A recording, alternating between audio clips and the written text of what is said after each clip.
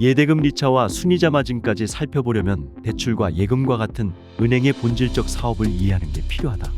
은행은 예금 가입자에게 이자를 지급하는 동안 대출을 일으켜 대출이자를 받아 비용을 메꾸고 수익을 낸다. 이런 은행의 수익 구조 확대를 가능케 하는 것이 고금리 상황이고 예대마진차를 통해 가능하다. 다만 은행들이 더 높은 대출 금리를 적용하며 자산을 쌓는 것은 향후 다가올 금융위기에서 국내 금융 시스템을 보호하기 위해 고금리 상황을 이용해 미리 순이익을 늘려 방파제 역할을 하려는 것이다. 다만 당국은 정치적 이유로 은행들에게 이자 장사 경고를 하면서 예대마진차를 줄이라고 압박하고 있는 점은 변수다. 금융당국은 지난 7월 금리정보 공시제도 개선 방안을 통해 은행들의 매달 예대금리차를 공개하라고 지시했다.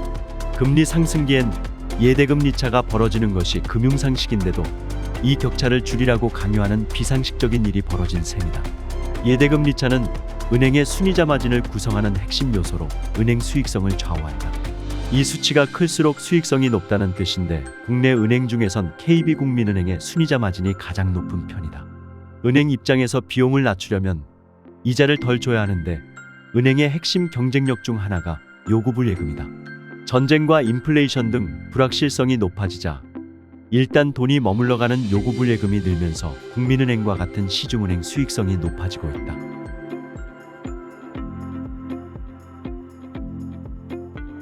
기준금리가 0%대인 제로금리 시절에 은행 이자는 쥐꼬리라며 무시받았다. 대신 고배당주가 주는 배당금은 마치 재테크의 상식처럼 통했다. 문제는 여기에 무시무시한 함정이 있다는 사실이다. 기업 입장에서 배당을 늘리는 기업은 반대로 그만큼 성장에 자신 없다는 뜻으로도 해석 가능하다. 빅테크처럼 급격한 성장을 하기 어려우니 배당이라도 많이 줘서 주주들을 붙잡겠다는 심산이다.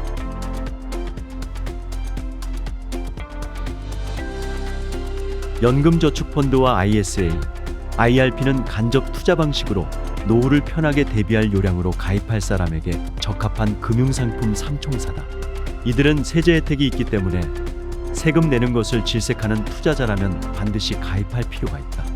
일반 주식계좌에서 1억 원의 매매 차익이 발생했을 경우 공제금액 5천만 원을 제외하면 5천만 원에 대해 과세가 적용돼 세금이 1,100만 원이 발생한다.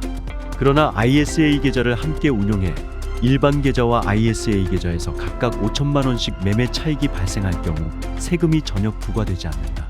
배당주를 투자할 때도 ISA를 활용하는 것이 낫다. ISA 계좌에 배당주를 넣으면 분리과세가 적용되는 데다 200만 원이 비과세된다. 노후자산 분리기 목적으로 이들 금융상품에 가입했더라도 어떤 상황이 벌어질지는 아무도 모르는 일이다. 이에 따라 중도인출 조건을 따져봐야 하는데 사실상 인출이 자유로운 것은 ISA뿐이다. 이처럼 중도인출을 어렵게 한 것은 개인이 목돈을 안정적으로 굴려서 노후에 대비해 국가의 부담을 낮춰주는 것을 조건으로 정부가 각종 세금 혜택을 주겠다는 의도가 숨어있기 때문이다.